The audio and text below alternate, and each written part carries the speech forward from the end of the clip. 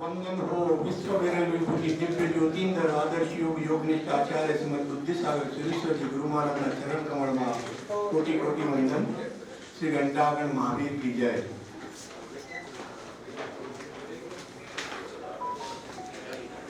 અત્રે પધારેલા દરેક પત્રકાર મિત્રોનું શ્રી મોડી જૈન શ્વેતાંબર મૂર્તિ પૂજક ટ્રસ્ટ હાર્દિક સ્વાગત કરે છે।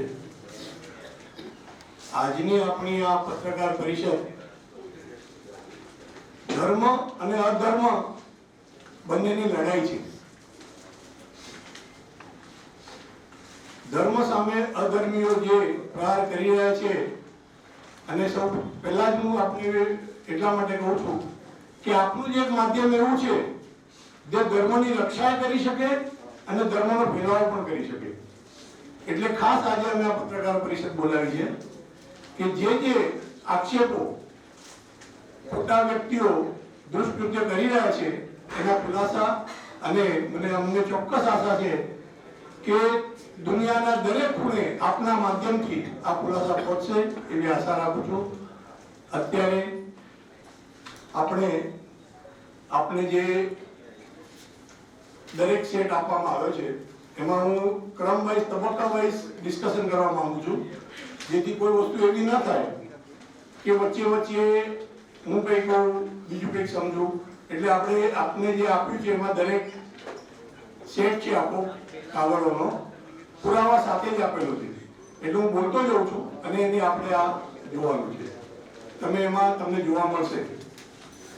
સૌપ્રથમ હું આની એક ભૂમિકા કહી દઉં છું કે જગ વિખ્યાત મહુડી તીર્થ અને જેને કહેવાય કે ફક્ત ગુજરાતમાં નહીં, આખી ગુજરાત ભારતભરમાંથી અને દુનિયામાંથી પણ લોકો દર્શન કરવા આવે છે, અને ન કેવળ જૈન પણ અજૈનોનું પણ એટલું મોટું શ્રદ્ધા સ્થાન છે ને કે એનું વર્ણન કરીએ તો દિવસોના દિવસો ફૂટી જાય। કલિકાલના જાગ્રત દેવ શ્રી ઘંટાકર્ણ મહાવીર દેવની ત્યાં સ્થાપના કરેલી છે, શક્તિપીઠ છે।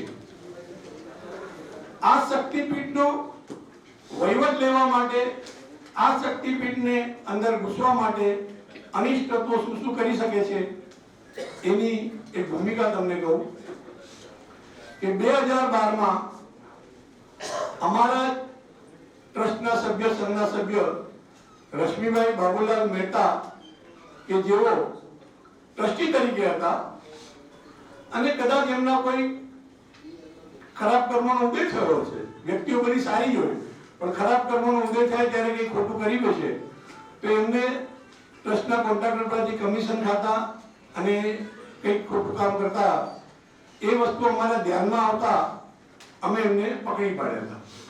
પણ ત્યારે કેવું હતું કે વડીલો એમ કે એને એની ભૂલ સ્વીકારી છે, રાજીનામું આપી દે છે, આપણે એમને ક્ષમા કરો।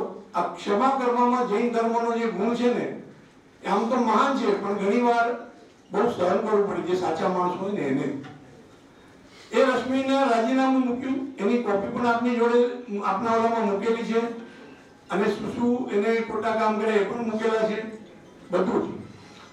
ત્યારબાદ રશ્મિભાઈના ભાઈ એટલે રશ્મિભાઈના ભાઈ સુનિલભાઈ મહેતા, એકચ્યુઅલી રશ્મિભાઈના પિતા બાબુલાલ મહેતા જે હતા એ પણ આગળ ટ્રસ્ટી હતા, અને બાબુભાઈ મહેતા જોડે મેં પોતે કામ કરેલું છે।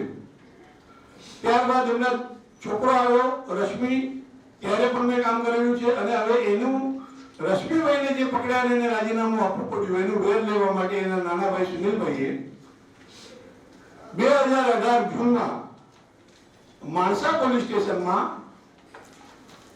એક ખોટી ફરિયાદ કરી, જ્યારે આ સોનું ખરીદાયું 2017માં, પણ એનું કે એને ગમે તેમ કરી વેર લેવું હતું, એટલે એને એવું ફરિયાદ કરી માણસા પોલીસ સ્ટેશનમાં કે 65 કિલો સોનું તો ત્યાં છે જ નહીં, ગુમ થઈ ગયું છે, અને બીજું સોનું લઈ ગયા છે, બીજા કેટલાય વાંધા પડ્યા અને કેટલા બધા ખોટા આરોપ મૂક્યા। માણસા પોલીસ સ્ટેશનમાં અમે પોતે જઈને અમને જ્યારે કહેવામાં આવ્યું, અમે કીધું તમે આની ઇન્કવાયરી આજથી જ ચાલુ કરો, તપાસ ચાલુ કરો। ત્યારે પટેલ સાહેબ હતા ત્યારે 3.5 મહિના તપાસ ચાલી, એક ખૂણેથી છેક ગાંધીનગરથી લોકો એમના ઉપરની શાખાથી લોકો આવ્યા, એટલે આઈજી સાહેબની કે એસપી સાહેબની ઓફિસમાંથી બધું તપાસ કર્યા પછી એમાં કંઈ જ ન મળ્યું, કશું જ નહોતું, અને પોલીસે રિપોર્ટ લખ્યો છે કે આ અંગત વેરઝેર લેવા માટેની આ છે અને તપાસ દફતરે થઈ એના પણ ડોક્યુમેન્ટ આપેલા છે. ત્યારબાદ અંકિતભાઈનું કહેવું એમ છે, જેને અને જયેશભાઈ મહેતા, એ લોકોનો પણ એક તમને પહેલા પરિચય આપી દઉં કે અંકિત મહેતા અને જયેશ મહેતા સામાન્ય સભ્ય હતા ટ્રસ્ટના અને એમને કોઈ પણ હિસાબે ટ્રસ્ટી એન્જિન પ્રકારે થવું હતું. અંકિત મહેતાનો ભૂતકાળ બહુ જ ખરાબ છે, અમને ખબર હતી એટલે મારી પાસે 4-5 વાર આવ્યા. પેલા ખૂબ વખાણ કરતા મારા કે તમારા સિવાય તો ચાલે નહીં, તમે આટલી મહેનત કરો છો. પણ હું તો સમજી ગયો હતો. પછી મને કે ગમે તે થાય મારે, મેં કીધું ભાઈ તારો ભૂતકાળ બહુ ખરાબ છે બેન, ભાઈ તું છોડી દે, તું ધર્મ ધ્યાન કર, આપણે આમાં પડવાનું નહીં. અને એનું પર્સનલ હતું એટલે અમે બહુ ધ્યાન પણ નતા આપતા. ત્યારબાદ એમને પોતાની રમતો ચાલુ કરી અને 65 કિલો સોનું ટ્રસ્ટે 2017માં જે ખરીદ્યું એમને ચડાવ્યું કે ભાઈ અમે આ કિલો આ સોનું ખરીદ્યું જ નથી, આ સોનાની આરટીજીએસ કરીને આ સોનું ખરીદ્યું છે. આરટીજીએસ થી આ સોનું ખરીદાયું છે એની પણ આ એક કોપી આપેલી છે કે ટોટલ ખરીદ્યું વેટ સાથે જે બી હોય બધું પેડ કરીને અને સંસ્થાના નીતિ નિયમો મુજબ આ સોનું ખરીદાયું છે. ત્યારબાદ 2020માં એમ કેમ પ્રકારે અંકિતભાઈ અને નિલેશભાઈ સુનિલભાઈ અને નિલેશભાઈ ટ્રસ્ટી તરીકે આવ્યા. અમારો વિરોધ હતો પણ શું છે, બધા નિયમો હોય એમાં એમ કે અમારા કુટુંબમાંથી આ જ આવશે એમ કરીને. અને સુનિલ મહેતા એ રશ્મિનો સગો ભાઈ જે કરપ્શનમાં પકડાયો હતો એને અંદર આવીને એક જ ઈરાદાથી આવ્યો હતો કે કોઈ પણ કાળે આ વેર લેવું અને આ ભૂપેન્દ્ર ઉપર ખોટા આક્ષેપ કરવા એને ચાલુ કરી દીધું. હવે 65 કિલો સોનાનો આરોપ એને 2018માં લગાડ્યો હતો. ત્યારબાદ એમને કામ કરતા કરતા 2023માં સુનિલ મહેતા અને નિલેશ મહેતા ચોરી કરતા પકડાયા. બહુ દુઃખદ ઘટના કહેવાય. જૈન ધર્મના ઇતિહાસમાં આ પહેલો કિસ્સો હશે કે જ્યાં ટ્રસ્ટીઓએ ચોરી કરી. અમને બહાર કહેતા પણ એમ થાય કે અમારું દિલ દુભાતું હતું. એમને ચોરી કરી, અમને ખ્યાલ આવ્યો, આપણે એમને કીધું બધી વસ્તુ આપી દો, આપણે તમે આવો બધું મૂકી દો. ત્યારે એમના એવા શબ્દો હતા બંનેના કે કોની તાકાત છે અમને પોલીસ પકડી શકે, હશે કોઈનું બ્રેકિંગ. પણ દાદાના દરવાજેની સુકડી બહાર નથી લઈ જવાતી, એની જ્યારે સોનું બહાર લઈ જવાની વાત આવે ત્યારે દાદાએ બરાબર, ભલે નિમિત્ત અમે બન્યા, અમે તો નિમિત્ત છે, પણ એ પકડાઈ ગયા અને એમના ઉપર એફઆઈઆર દાખલ થઈ, બંને ઉપર, અને બંનેને જેલમાં જવું પડ્યું. ત્યારબાદ જામીન પર અત્યારે બહાર છે.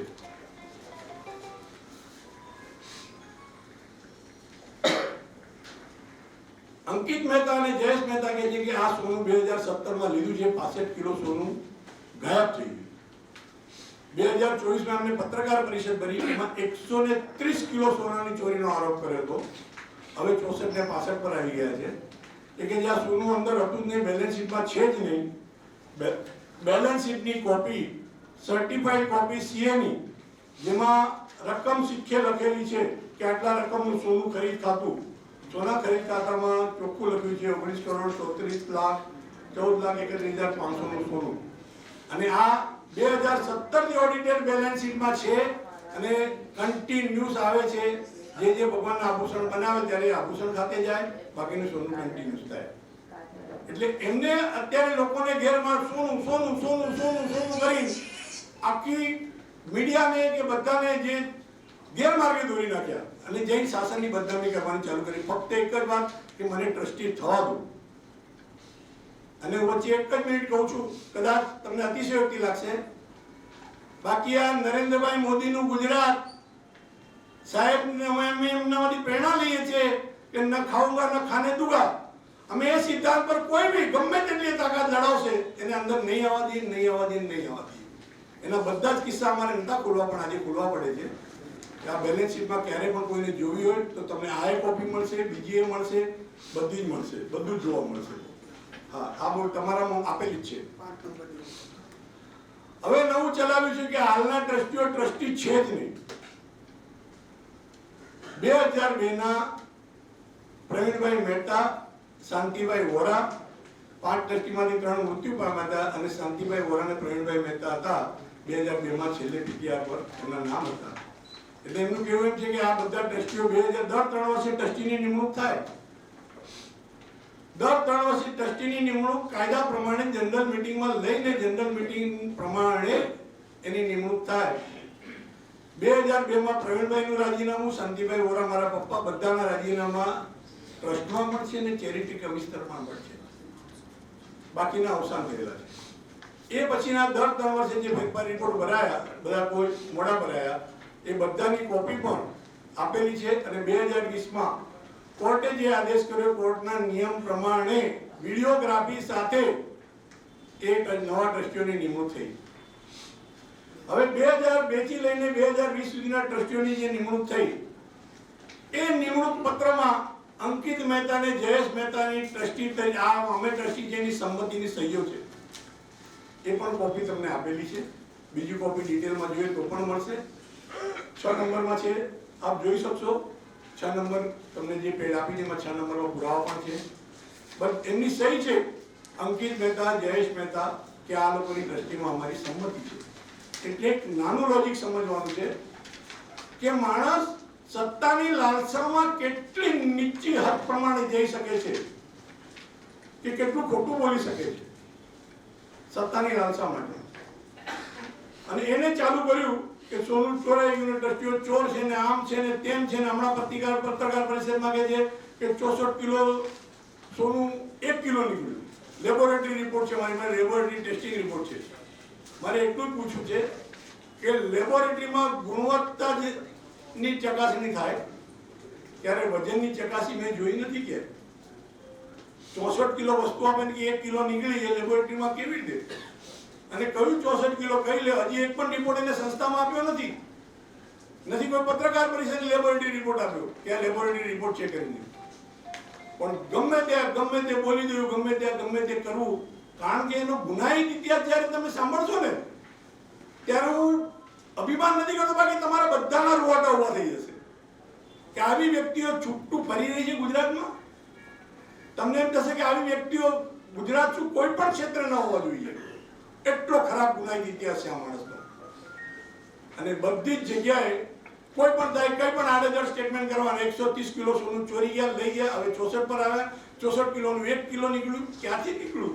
એ કે અમે ટેસ્ટિંગ કરાવ્યું, બીજું બધું ખોટું છે. ક્યાં છે? પણ લાવો રિપોર્ટ. દાદાની ત્યાં જે સોનું લાગ્યું છે એ તો ત્યાં જ છે. એમાંનું એક પત્રું વાંકું નથી થયું. કયું સોનું કાઢીને ક્યાં કોને ટેસ્ટિંગમાં આવ્યું તે ભાઈ? અને શું કરી રહ્યા છે આ લોકો? તમને એની માટેના ટ્રસ્ટી નિમણૂક આપ્યા છે, એની પણ તમને પ્રૂફ આપ્યા છે. 2023 માં આ લોકોએ છેલ્લી કક્ષાએ જઈને અંકિત મહેતા અને જયેશ મહેતાએ ખોટા ઠરાવ પોતાના હાથે બનાવ્યા. એમની જોડે એક ટોળકીના 5-6 જણ હતા, એની સહી લીધી અને ચેરિટી કમિશનરમાં ફેરફાર રિપોર્ટ દાખલ કર્યો કે અમે ટ્રસ્ટી છીએ. આ બાબતની અમને જાણ થતાં અમે ત્યાં વાંધો પાડ્યો ગાંધીનગરમાં. અને સન્માનીય ચેરિટી કમિશનર શ્રીએ બરાબર તપાસ કરાવી. બરાબર તપાસ કરીને એમને જોયું કે આ તો બધું ફ્રોડ છે, ખોટું છે.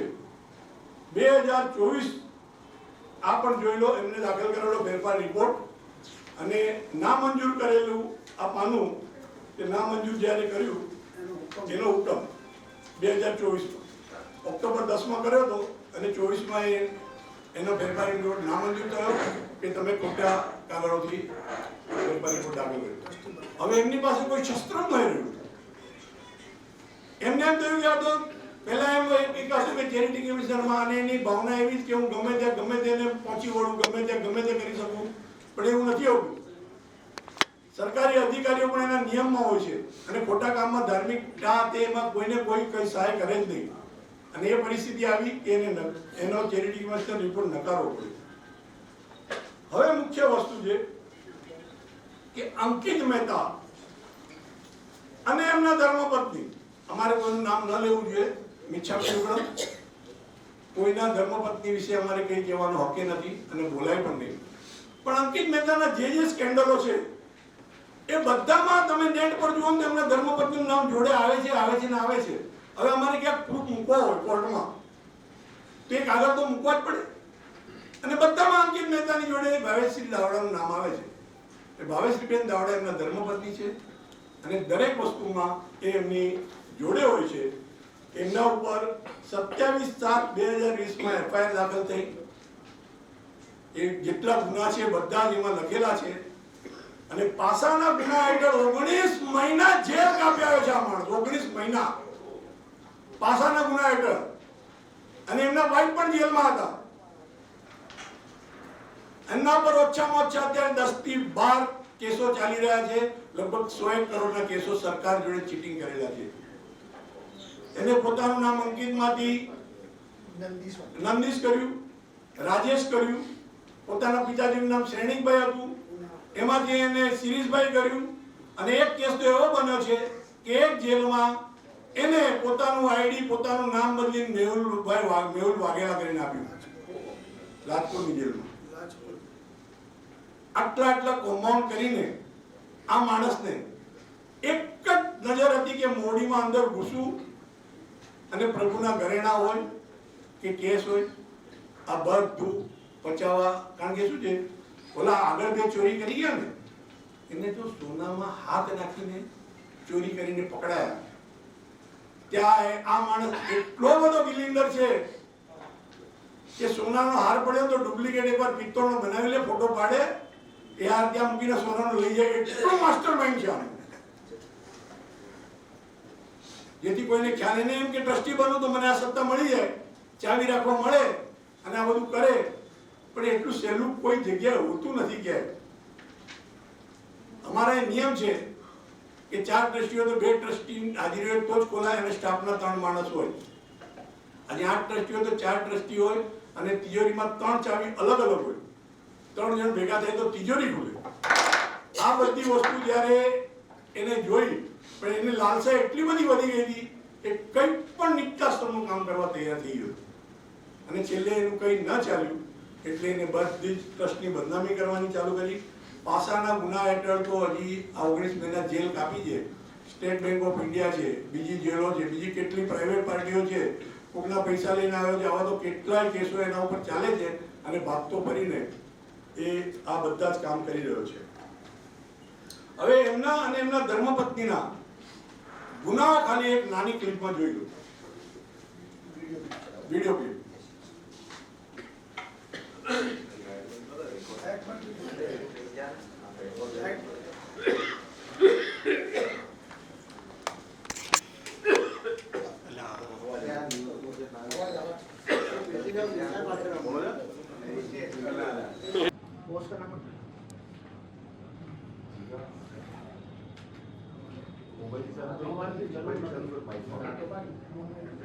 મોબાઈલથી માઈકમાં અવાજ ચાલુ કરો.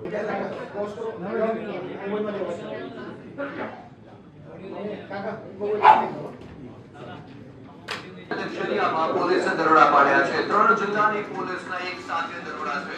વલસાડ, ડાંગ અને નવસારી જિલ્લાની પોલીસે દરોડા પાડ્યા છે અને કરોડોના કૌભાંડ મામલે દરોડા પાડવામાં આવ્યા છે.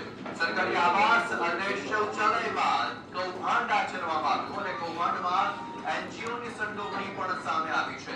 એનજીઓના મહિલા સંચાલકની અટકાયત કરવામાં આવી છે અને પોલીસ તપાસમાં સહકાર ન આપતા તેમની અટકાયત કરાઈ છે. સંચાલક અંકિત મહેતા હાલ પોલીસ પકડથી દૂર છે અને સંચાલકના ઘરેથી મહત્વના દસ્તાવેજ પણ મળી આવ્યા છે. દસ્તાવેજોની સાથે એટીએમ કાર્ડ અને ચેકબુક પણ જપ્ત કરાયા છે અને હાલ પોલીસનું સર્ચ ઓપરેશન ચાલી રહ્યું છે. તો આ દ્રશ્યો આપ જોઈ શકો છો. નવસારીમાં 3 જિલ્લાની પોલીસ દ્વારા એક સાથે દરોડા પાડવામાં આવ્યા છે. દિગ્રમ નજીક ક્રિસ્ટલ લક્ઝરિયામાં. વધુ માહિતી આપશે અમારા સંવાદદાતા રાજન રાજપૂત. જે રાજન, 3 જિલ્લાની પોલીસ દ્વારા દરોડા પાડવામાં આવ્યા. દરોડાની પાછળનો મુખ્ય ઉદ્દેશ્ય શું હતો? શા માટે દરોડા પાડવાની જરૂર પડી અને શું કાર્યવાહી અત્યાર સુધીમાં કરાઈ છે?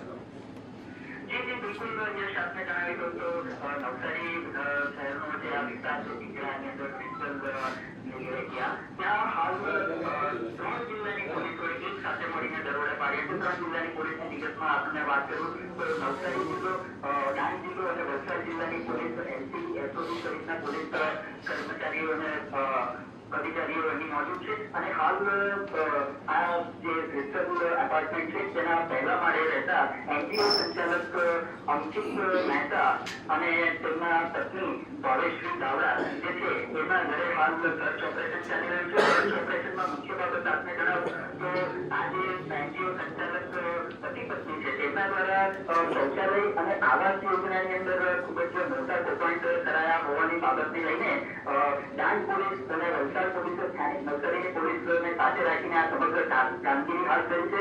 હાલ અહીં કાર્યવાહી ખૂબ જ ધસેસલાટ ચાલી રહી છે. કાર્યવાહી વિશે જો આપણે વિશેષમાં વાત કરું તો અહીં પોલીસે એમના ઘર ઉપર આજે વહેલી સવારે લગભગ 9 વાગ્યાની આજુબાજુ છાપો માર્યો હતો અને ત્યારબાદ તેમના ઘરની અંદર સર્ચ ઓપરેશન હાથ ધર્યું છે. સર્ચ ઓપરેશનમાં પોલીસને મહત્વના જે શકાય એવા દસ્તાવેજો હાથ લાગ્યા છે. પ્લસ અહીંથી પોલીસને ઢગલાબંધ ચેકબુક એટીએમ કાર્ડ પણ હાથમાં લાગ્યા છે અને પોલીસ હજી પણ આગળની તપાસ કરી રહી છે. બીજી આપણે વિશેષ વાત જણાવું તો ઘરમાં હાજર જે સંચાલિકા મહિલા હતી એને પોલીસને સહકાર તપાસવાના આવતા પોલીસે એને અને ત્યારબાદ પોલીસે પોતાનું સર્ચ ઓપરેશન વગેરે કામગીરી ચાલુ રાખી હતી. હાલ પણ અહીં કામગીરી ચાલુ છે. જે જાણવા માંગીશું કે સંચાલક અંકિત મહેતા વિશે શું માહિતી પ્રાપ્ત થઈ રહી છે? શું તે ફરાર છે કે પછી હાલમાં તેઓ તેમના ઘરે ઉપસ્થિત ન હતા? શું માહિતી છે અંકિત મહેતા વિશે? આપને જણાવું તો સ્થાનિકો જોડે જે ચર્ચાઓ થઈ તો સ્થાનિકોનું કહેવું એવું છે કે અંકિત મહેતા જે છે એ ફિલ્મોની અંદર ફાઇનાન્સરનું કામ કરે છે એવું તેને સ્થાનિક જે એપાર્ટમેન્ટમાં રહેતા બીજા લોકો છે એને જણાવ્યું હતું. પરંતુ હાલ અંકિત તેના ઘરે ઉપસ્થિત નથી. અંકિત મુંબઈ અથવા કોઈક બીજી જગ્યાએ ગયો હોવાનું જાણવા મળી રહ્યું છે. પરંતુ હાલ સંચાલક, મુખ્ય સંચાલક જે છે અંકિત પોલીસ પકડથી દૂર છે, હાલ ઉપસ્થિત નથી એવું ચોક્કસ કરી શકાય છે. જે શ્રીમતી રાજન, જે એનજીઓ પર આક્ષેપ લાગ્યો છે કે તેમણે કૌભાંડ આચર્યું છે શૌચાલય અને તેમાં આવાસ યોજનામાં પણ, તો તે એનજીઓ વિશે શું માહિતી પ્રાપ્ત થઈ રહી છે? કેટલા સમયથી જે એનજીઓ ચાલતું હતું તેમની હિસ્ટ્રી શું છે?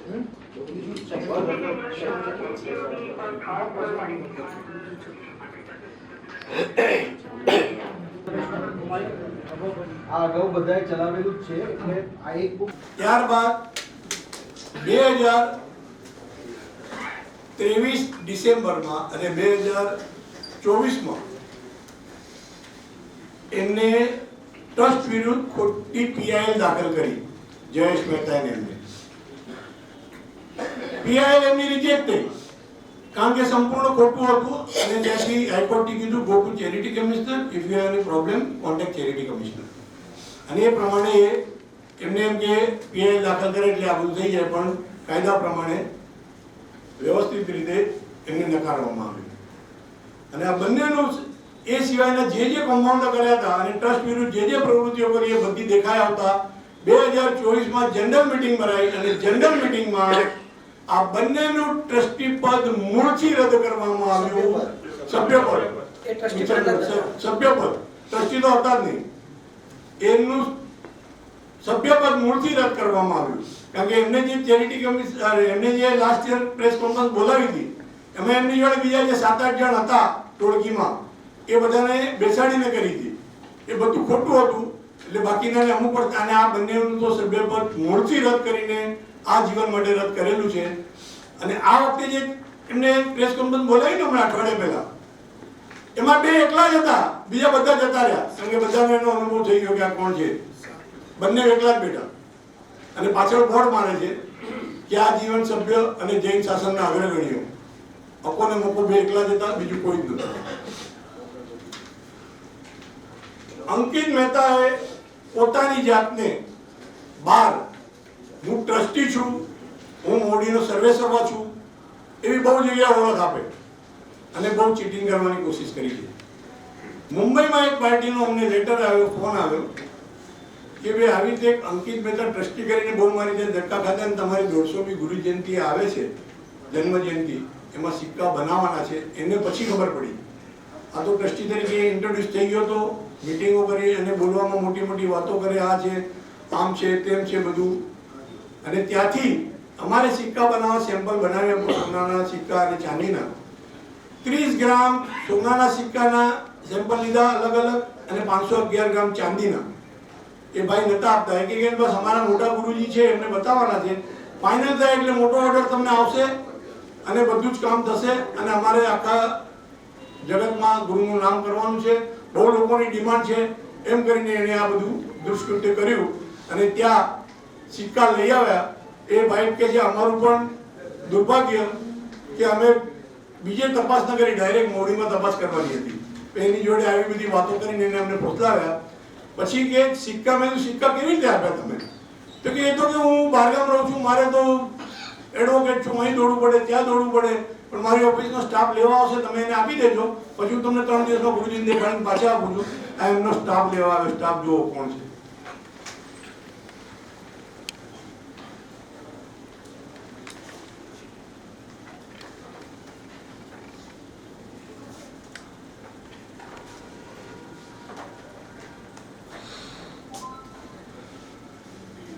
આ અંકિતભાઈના ધર્મપત્ની ભાવેશ્રીબેન દાવડા છે.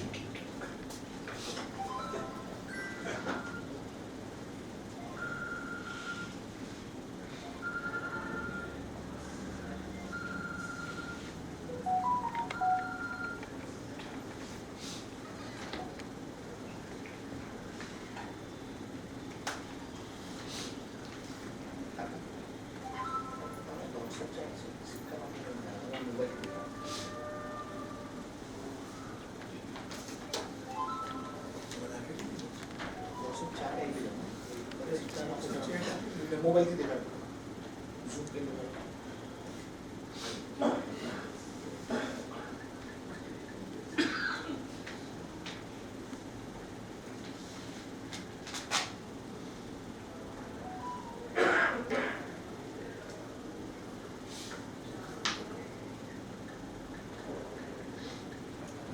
થોડું આગળ લઉં છું, ડિલિવરી આપી ત્યાં. આ ફોટો છે ગુરુ મહારાજ સિક્કા બન્યા છે. ગોલ્ડ અને સિલ્વર બેવના લીધા છે સેમ્પલ ત્યાંથી.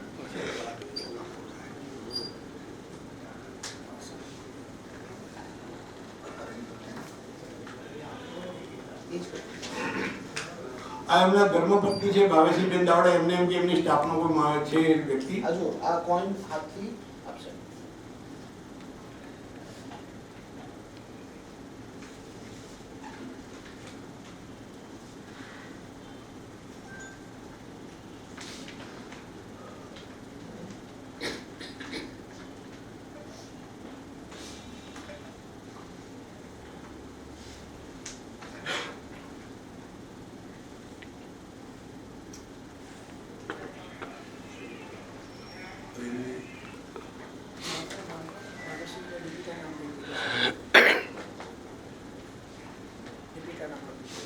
ત્યાં એમ કીધું કે મારા સેક્રેટરી દીપિકા બેન આવશે અને આ ભાવેશ્રીબેન દાવડા પોતે લેવા ગયા છે.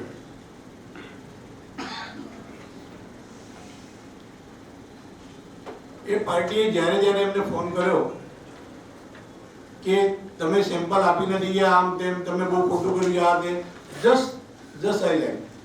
હમણાં જ હું ઉતર્યો છું. હવે હું અત્યારે હમણાં તો લંડન જઈ રહ્યો છું. આવું એટલે તરત જ કરું છું.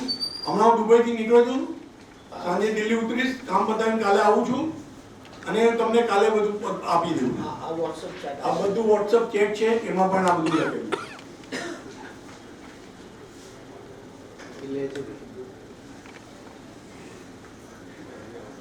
જ્યારે જ્યારે સિક્કા માંગે ત્યારે એ બહાના કાઢે અને પાર્ટીને ફેરવે.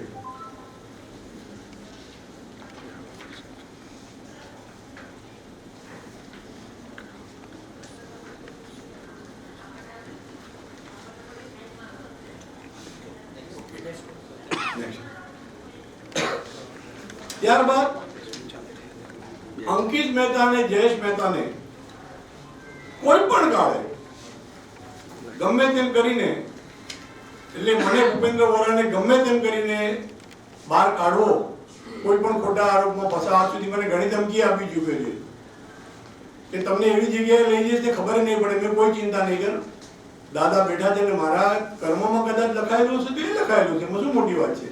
અમે જૈન છીએ, જે મૃત્યુ કર્મમાં લખાવ્યું એ પ્રમાણે જ થાય, તો મને એની ચિંતા નથી.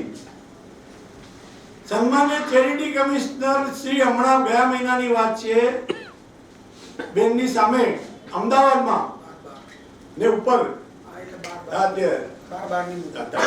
તારીખ 12/12 મુદતમાં એક નીચેવાળું દેખાડું છું. તરત જ અમે વસ્ત્રાપુરમાં એ ફરિયાદ પણ નોંધાવેલી છે, અરજી કરેલી છે.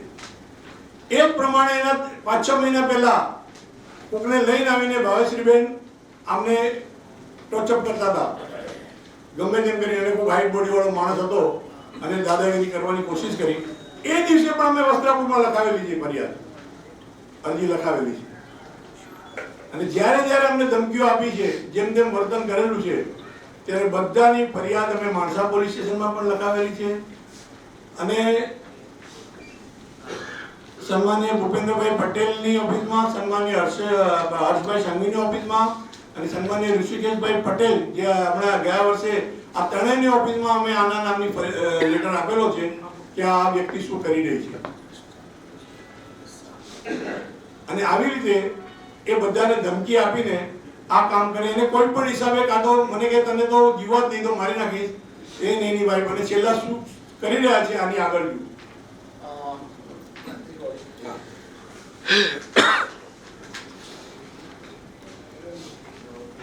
ડિસેમ્બર 24માં હું જે રૂમમાં જ્યાં રહું, મોવડીમાં 9 નંબરમાં હું જ્યાં રહું ત્યાં આખા મહિનાનું ભાડું પણ ભરું, મારા જમવાના પૈસા ભરું છું, પાણી ચા બધાના, ટ્રસ્ટના 1 પણ રૂપિયાનો ઉપયોગ અમે કરતા નથી, કરતો.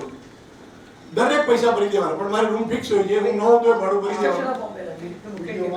આ જો એ હમણાં લીંબુ મૂકી ગયા મારા મેલી વિદ્યાનું લીંબુ એ મારા રૂમની બહાર મૂકીને ગઈ, ગમે તેમ કરી મને. અને આ લીંબુ જોઈ લો, અને એક લાકડું પેકેટ, અને એની કમ્પ્લેનની કોપી અમે ત્યાં આપી છે માણસા પોલીસ સ્ટેશનમાં. પણ એમનું કહેવું એમ છે કે ગુજરાતમાં હાલ કોઈ એવો કાયદો નથી કે જે આની માટે ઘડાય. મેં કાઢેલી હા.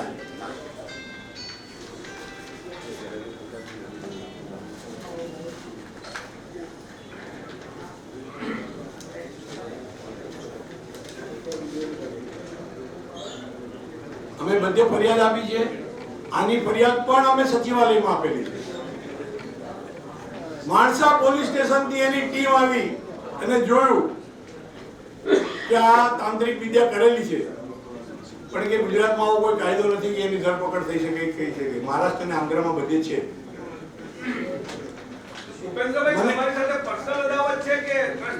ટ્રસ્ટમાં ટ્રસ્ટી થવું છે ને નથી થવા દેતું એ અદાવત છે. બાકી 2020 સુધી તો એ બધા બેઠા છે. એને પૂછો કે જનરલ મીટિંગમાં ઉભો થઈને એમ કહેતો હતો કે આ ટ્રસ્ટ ચલાવવા માટે કેપેબલ માણસ ભૂપેન્દ્રભાઈ જ છે. પણ જે દિવસે મેં એના ગુનાહિત રેકોર્ડના હિસાબે ના પાડી કે ભાઈ આપણે ટ્રસ્ટી તારાથી ન થવાય, બાકી અહીંયા સંઘના ઘણા સભ્યો બોલ્યા છે, મારા વખાણ કરી કરીને થાકતો હતો.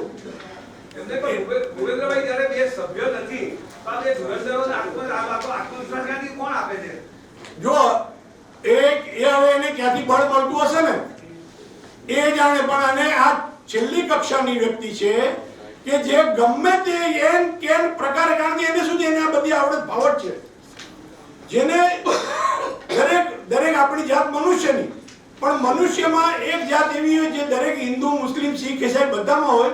ચોર, ડાકુ, લૂંટેરા, આ એક વાક્ય આવે ને, કોઈનું સિમ્બોલ લાગે ને, તો ત્રણે વસ્તુ આ માણસને સિમ્બોલ લાગે. પણ ચેરિટી કમિશનરનું છેલ્લું સ્ટેટસ શું છે? આટલું બધું તમારે એમની સાથે વ્યવહાર થયો છે. ચેરિટી કમિશનરમાં અમે બધા જ પુરાવા આપ્યા છે, બધું જ ચાલે છે. કંઈક પણ થાય, 10-15 દિવસ થાય, મહિનો થાય ને કંઈ પણ ખોટી ફરિયાદ કાગળ મૂકી આવે. અને માણસા પોલીસ સ્ટેશનમાં તો માણસા પોલીસ સ્ટેશનમાં આપ જઈને પૂછજો, ત્યાંનો સ્ટાફ કંટાળી ગયો છે કે ભાઈ તારામાં એક પણ વસ્તુનો પુરાવો જ નથી. કશાનો કોઈ પણ કાગળનો પુરાને કેવી કમ્પ્લેનો કરે, કેવી વાત કરે. મારા પપ્પાને તમે ખાવાનું ના આપ્યું એટલે પપ્પા મરી ગયા. હવે એના પપ્પા શ્રેણિકભાઈને સંઘે દયા કરીને 3 વર્ષ સુધી નથી રૂમ ભાડું લીધું, કારણ કે એના મમ્મી વખતે છોકરો રાખતો નતો. રૂમ ભાડું નથી લીધું, ખાવાનો ખર્ચો નથી લીધો. કોવિડમાં 2020માં એની તબિયત બગડી, કોઈ હાથ નતું લગાડતું.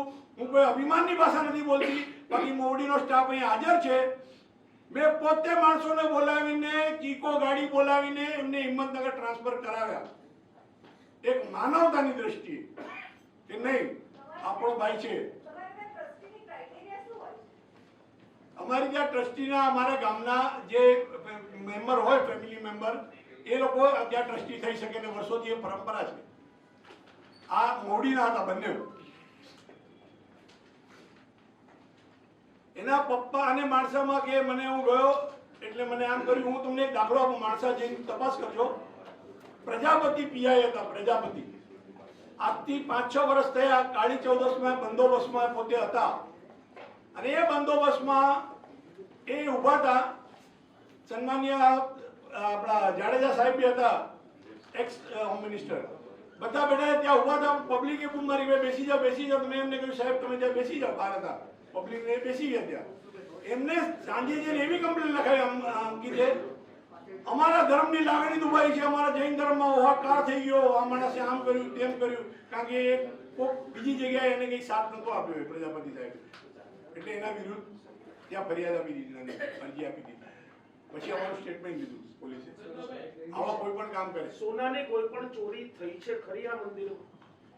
હું તો એમ કહું કે એ 130 પરથી અત્યારે 65 પર આવ્યો.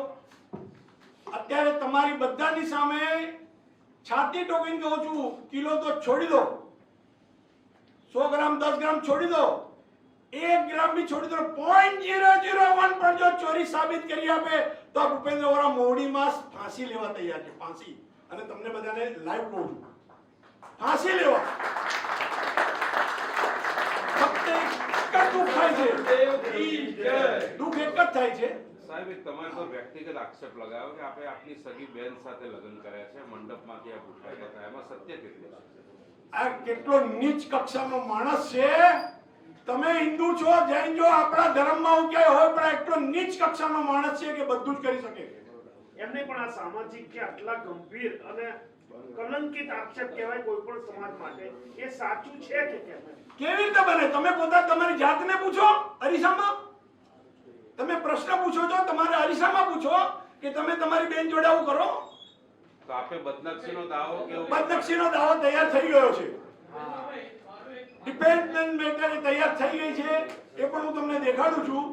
પણ મારું કેવું એટલું જ છે કે આવા માણસને, આ મહાત્મા ગાંધીનું ગુજરાત, આ સરદાર પટેલનું ગુજરાત, અને અત્યારે કહેવાય છે કે નરેન્દ્રભાઈ મોદી અને અમિતભાઈ શાહનું ગુજરાત, જો આવા વ્યક્તિત્વના ગુજરાતમાં આવા બેવકૂફ અને ખરાબ માણસો અનિષ્ટકો ખુલ્લેઆમ ફરી રહેતા હોય તો સરકાર માટે પણ એક લજ્જા સ્વરૂપ કહેવાશે કે આવા માણસને કેમ ખુલ્લા ફરવા દો છો? મારો એક પ્રશ્ન એ છે જી કે આ છેલ્લા કેટલાય વર્ષોથી મોવડી ટ્રસ્ટનો વિવાદ ચાલી રહ્યો છે. જી. જ્યારે અમારા જે મહેતાભાઈ છે હા. એ ત્યાં ગાડી 30 ગ્રામ સોનાની લકડી અને 511 ગ્રામ ચાંદીની લકડીઓ જ્યારે લેવા જાય છે, હા, ત્યારે એ કયા બેઝ ઉપર ગયા? અને બીજું કે ત્યાં સુધી તમારા મોવડી ટ્રસ્ટના ઓરિજિનલ ટ્રસ્ટને આ વાતની કેમ ના ખબર પડી? બરાબર. તમારો પ્રશ્ન સાંભળો. જવાબ. જે ભાઈ આપનાર હતા ને, એને તપાસ કરવી જોઈએ કે આ મોવડીનો ટ્રસ્ટી છે કે નહીં. મોવડીના લેટર પેડ છપાવીને ત્યાં ગયો હતો, એને દેખાડ્યું અને કાળી ચૌદસના ફોટા દેખાડે. સંઘનો મેમ્બર હોય એટલે બધાની જોડે ફરતો હોય, ટ્રસ્ટીઓની જોડે જાકીટ બાકીટ ચડાવે, આવું બધું કરે. એટલે આ બધી ભરમાઈશની કામ કરી. પછી એમને વાયા અને જ્યારે વસ્તુ પાછી ના આપી ત્યારે ભાઈ કલામાં એક પ્રકાશભાઈ કે દીપકભાઈનો સંપર્ક થયો. ત્યારે એમને કીધું ત્યાં તો મેન ભૂપેન્દ્રભાઈ છે, એ આવ્યા તો કે ના આવ્યો તો. તેમણે મને ફોન કર્યો. મેં કીધું શું વાત કરો, આ તો ચીટર છે. પછી એ ખબર પડી અને એ ભાઈએ મારવાડી ભાઈ અમને બોલાવ્યા એમની ફેક્ટરીમાં. મેં કીધું તમે અમે કેવી રીતે માનીએ? એમને આ દેખાડ્યું અને આ બધું જોયું અને કે એમની સેક્રેટરી લઈ ગઈ દીપિકા અને ફોટો જોયો તો ભાવેશબેન દાવડાનો. એમાં અંતે શું થયું? મોવડી ટ્રસ્ટે એની ઇજ્જત સાચવી કે પછી પેલા વ્યક્તિના ગયા? મોવડી ટ્રસ્ટ, અમે એ વ્યક્તિને કહ્યું છે તું એફઆઈઆર દાખલ કર, મોવડી ટ્રસ્ટને સપોર્ટ કરશે. પણ એ વ્યક્તિ કોઈ કારણસર એફઆઈઆર એટલા માટે દાખલ નથી કરતી, તમને ચોખ્ખું કહું, એટલો મોટો બિઝનેસ ચાલતો હોય ને એફઆઈઆર માં તપાસો, બીજું ત્રીજું આ બધું આવે એટલે અત્યારે એ લોકો એફઆઈઆર દાખલ નથી કરી, બાકી એમને લેટર લખ્યો અને આ પ્રૂફ પણ આપ્યા છે. એટલે પૈસા એના બિચારાના ગયા ત્યારે 6 થી 7 લાખ રૂપિયા આજની કિંમત. આ પરિસ્થિતિ. અશ્વિનની વાત એક મિનિટ, જે મુખ્ય આરોપ એ લગાડે છે કે મોવડી ટ્રસ્ટે જે પ્રોપર્ટી ખરીદી એમાં કમલેશભાઈ અને ભૂપેન્દ્રભાઈએ સહી કરી છે. એ બંગલા એ બધું પોતાના નામે લીધું છે અને પોતાના નામે એનો ઉપયોગ કરે છે. બધા ડોક્યુમેન્ટ આપેલા છે અશ્વિનની બારીના, અને સુરતમાં જે ઉપાશ્રય લીધો એ સાધુ સાધ્વીના સ્થિરવાસ અને શેષકાળમાં વિચરતા સાધુ સાધ્વીને સાતા મળે શ્રી મોવડી જૈન શ્વેતાંબર મૂર્તિ પૂજક ટ્રસ્ટના નામે લીધેલા છે અને બધાના ડોક્યુમેન્ટ પણ એમાં મૂકેલા છે. ઉપયોગ અને એ પ્રોપર્ટીના ફેરફાર રિપોર્ટ ચેરિટી કમિશનમાં દાખલ પણ કર્યા છે. આ સિવાય કોઈ પ્રશ્ન હોય તો જરૂર જાણ કરો. હું ભૂપેન્દ્ર શાંતિલાલ વોરા મોવડી તીર્થમાં છેલ્લા 35-40 વર્ષ સેવામાં જોડાયેલો છું અને હાલ ટ્રસ્ટી પદ તરીકે કામ કરી રહ્યો છું. તમારી માંગ શું છે અને ફરિયાદ શું છે? અમારી ફરિયાદ એક જ છે કે ધાર્મિક ટ્રસ્ટને બદનામ કરવા માટે આવા અનિષ્ટ તત્વો છેલ્લી કક્ષાએ જાય એની માટેની અમે આપ સૌના માધ્યમથી જણાવવા માંગીએ છીએ કે આપ પણ સરકારશ્રીને કહો અને તમારા માધ્યમથી કલમ ચલાવો, કારણ કે કલમ એ શસ્ત્રથી પણ મજબૂત તાકાત છે. તો આને ખબર પડે કે આવા ખોટા કામો કરવાથી ક્યાંય ટ્રસ્ટી પદ મળતું નથી. ખોટા કોઈના દુષ્પ્રચાર કરવા, કોઈની બદનામી કરવી, કોઈના ઘર સુધી જવું, આ બધું એને સોંપતું નથી. અમે એક ધાર્મિક સંસ્થામાં બેઠા છીએ એટલે અમારે ધર્મના નિયમ પ્રમાણે, અને અમારા મા બાપે આવા સંસ્કાર નથી આપ્યા કે એના જેવું કંઈ બોલીએ. તમારું ટ્રસ્ટ કયું છે અને કોના સામે ફરિયાદ છે? શ્રી મોવડી જૈન શ્વેતાંબર મૂર્તિ પૂજક ટ્રસ્ટ, મોવડી જૈન તીર્થ જગ વિખ્યાત તીર્થ છે, એની ફરિયાદ મોવડી ટ્રસ્ટ વિરુદ્ધ છે. ટ્રસ્ટમાં આમ ચાલે તેમ ચાલે ખોટી વાતો કરીને હવે તો ટ્રસ્ટ બંધ કરવાની અરજી આપવાની વાત કરી છે. હવે વિચાર કરો આ કેટલી હદે પહોંચ્યો. આજે સોનાની વાત છે એ શું છે હકીકત? એને બધી ઉપસાવેલી છે. સોનું તો બધું જ ત્યાં છે, બધા જ ભગવાનને અમુક ચડેલું છે, અમુક દાગીના બનેલા છે, બધું જ ત્યાં છે.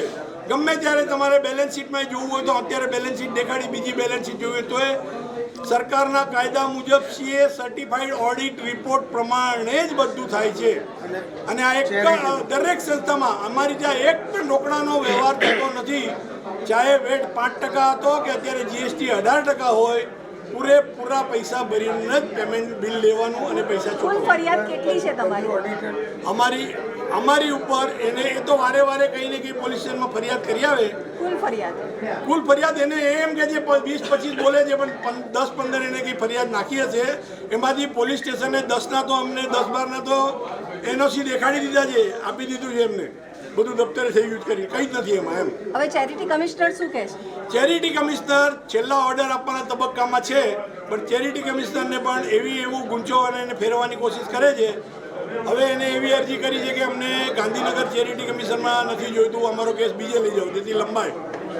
અને જે બધાને દોષ જ આપે છે. તો તમારી માંગ શું છે સરકાર સામે?